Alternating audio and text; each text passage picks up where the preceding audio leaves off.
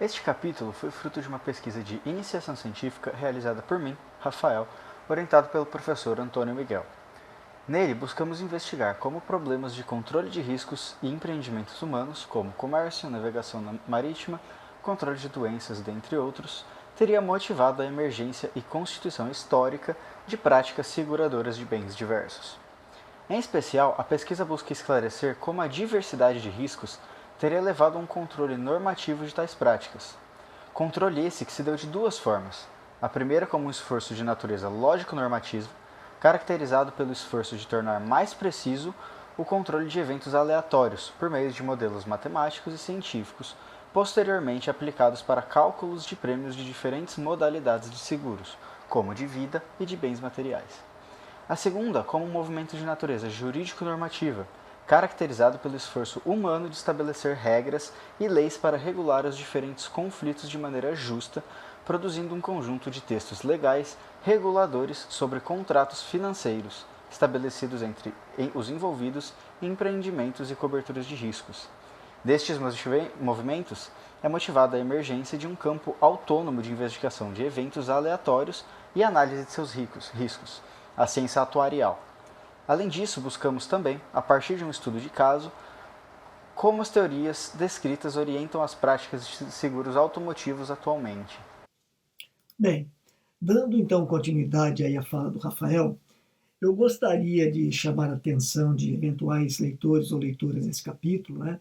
para um outro aspecto, ou melhor, para um problema de fundo, que eu considero de fundo, e que me motivou a escrever esse capítulo junto com o Rafael. Esse problema já estava me incomodando já há muito tempo, bem antes do processo da iniciação científica, desenvolvida pelo Rafael, e esse problema não chegou a ser tematizado praticamente naquela investigação realizada pelo Rafael sob a minha orientação. Na iniciação científica, a nossa preocupação principal ela havia se restringido, basicamente, em realizar um estudo de caso específico em torno da prática de seguros de veículos automotivos na atualidade. E bem mais, ela foi feita bem mais com o propósito de se investigar se e como o problema da realização de práticas seguradoras na história havia, de algum modo, penetrado, adentrado os muros escolares. Então, a gente estava então preocupado, na época, bem mais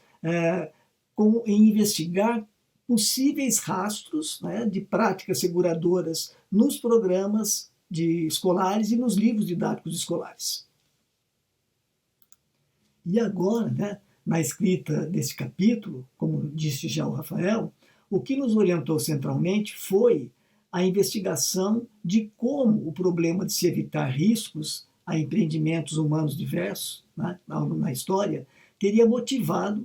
a emergência e a constituição na história de práticas seguradoras de bens diversos. Entretanto, a gente resolveu contar de forma concisa essa história, tentando romper com as historiografias evolutivas, contínuas, progressivas, ou seja, romper, enfim, com as historiografias ditas Whig, ou evolucionistas, ou historicistas,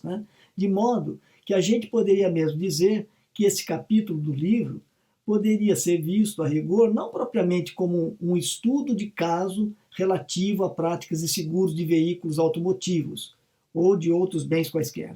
mas como um estudo de caso que tenta, no fundo, por um lado, desafiar historiografias Whig,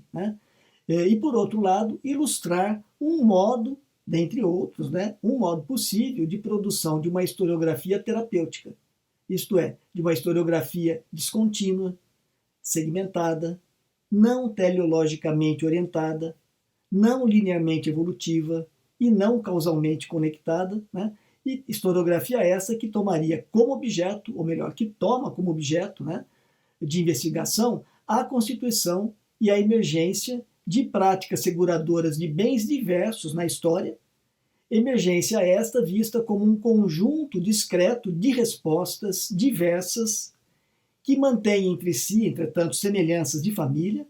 ao problema de se evitar riscos diversos que se manifestam ao desenvolvimento de atividades em diferentes campos de atividade humana, né? Então, nós convidamos, então, vocês, leitores e leitoras eventuais desse capítulo, a conferirem.